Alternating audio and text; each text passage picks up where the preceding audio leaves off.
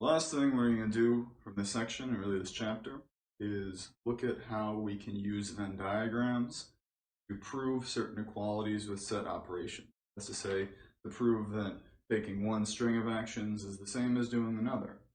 First thing we're going to look at is that pattern that I've mentioned a few times, which generalizes through De Morgan's law.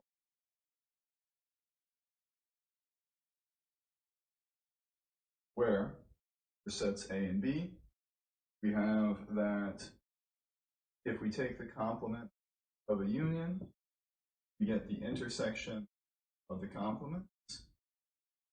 Meanwhile, if we take complement of an intersection, we get the complement of the unions. Where we can generalize this idea, as we saw a little bit of earlier, for more sets.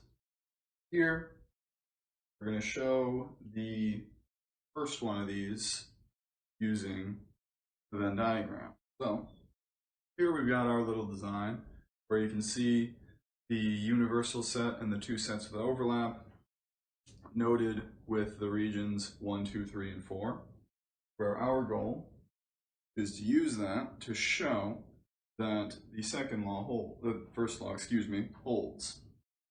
That is, that the complement of a union is the intersection of complements. To do that, what we want to do is identify the regions on each side.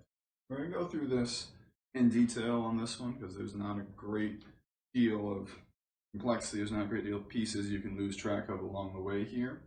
So let's start with thinking about what A and B are. So A is going to be defined by the regions 1 and 2, as you can see based on the picture there. Meanwhile, B is going to be defined by the regions 2 and 3. So, if we take this and look at their union, pretty quick to tell, we'll end up with all three regions, as unions collect all possible options from the pair that we're looking at. So, if we took the complement of that,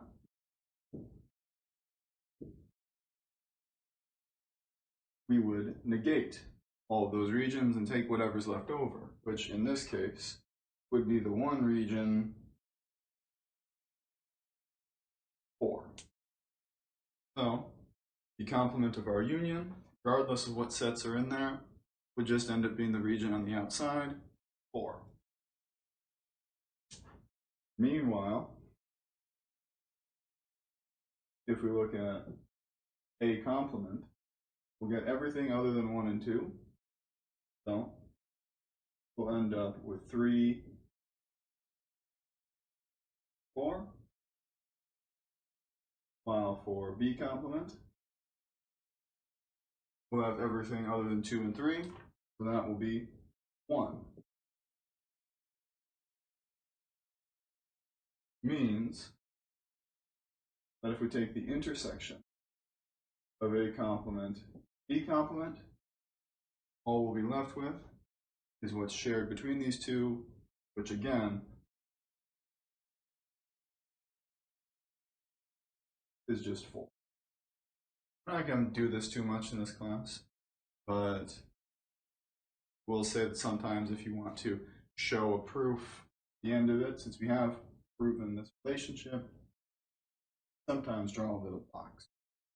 Your work here.